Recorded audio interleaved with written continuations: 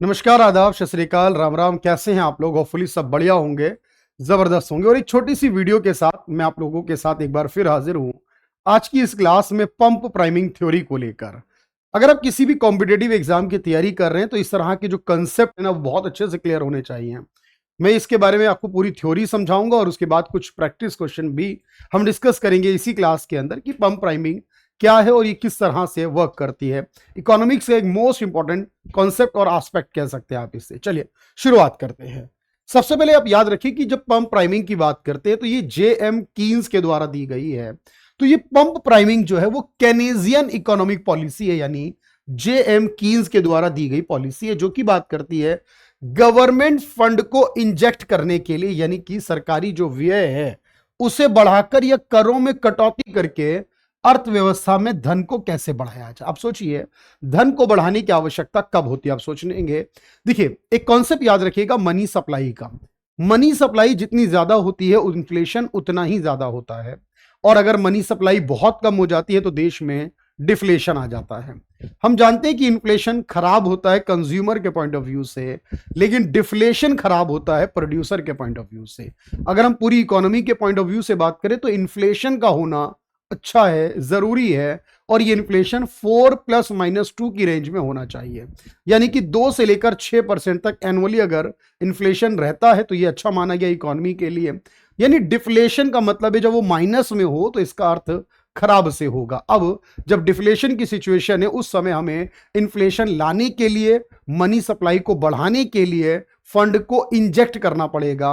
अब इसी के बारे में हम बात कर रहे हैं यहां कि सरकारी व्यय को बढ़ाकर, यानी सरकार अपने एक्सपेंसेस को बढ़ा दे, या सरकार जो बेसिकली जो टैक्सेस लगते हैं हमारे उन टैक्सेस में कटौती कर दे, तो अर्थव्यवस्था में धन बढ़ जाएगा, मनी सप्लाई बढ़ जाएगी, और ताकि जो हमारे देश में मांग है, डिमांड है, लोगों के पास पैसा हो तो डिमांड बढ़ेगी और इससे मंदी को समाप्त किया जा सकेगा।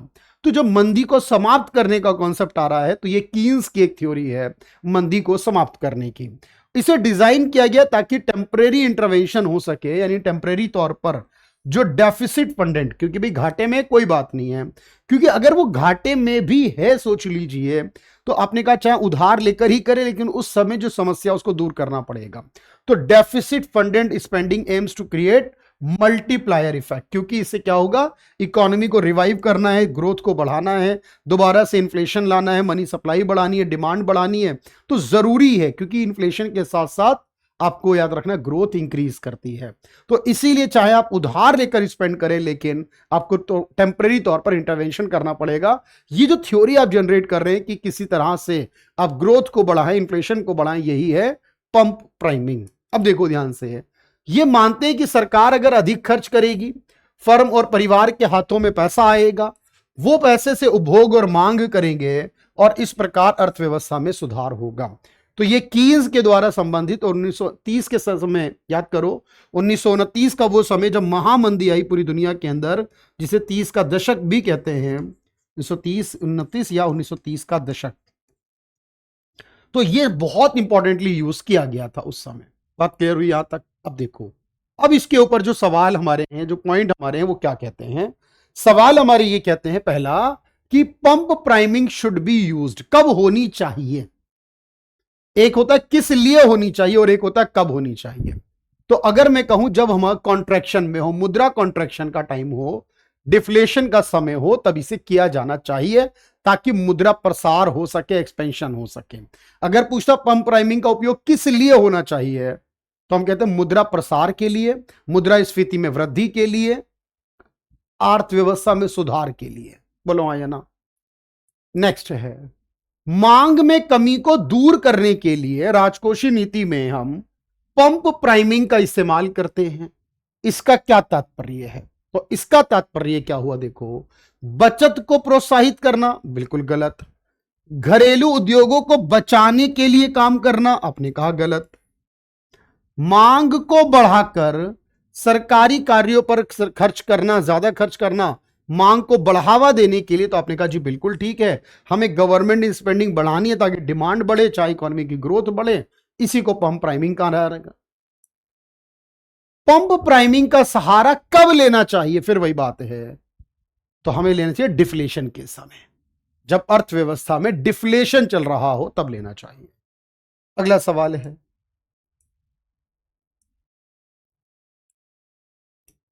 पंप प्राइमिंग किससे संबंधित है? तो जब हम ये कह रहे हैं पंप प्राइमिंग का संबंध किससे है, तब हम कह रहे हैं ये सरकार की नीति से है, सरकार के द्वारा घटाने और बढ़ाने से। कीन्स का फोकस सरकार की नीति पे है, तो आप कहोगे फिस्कल पॉलिसी पर बेस्ड है। तो इस तरह के छोटे छोटे लेकिन बड़े इंपॉर्टेंट सवाल होते हैं।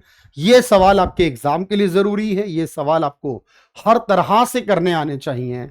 इस पूरे सिद्धांत को, इस पूरे कंसेप्ट को हमने सीखा और समझा, इसे पंप प्राइमिंग कहते हैं। ऐसे बहुत सारे कंसेप्ट मेरी इस छोटी सी प्लेलिस्ट जो है इसकी ऑल एग्जाम्स के लिए कॉन्सेप्ट की, इसमें आपको मिल जाएंगे। आप इस चैनल को सब्सक्राइब कर लें, बहुत सारी इंफॉर्मेशन आपको लगातार मिलती रहेगी। Thank you everyone, thank you so much.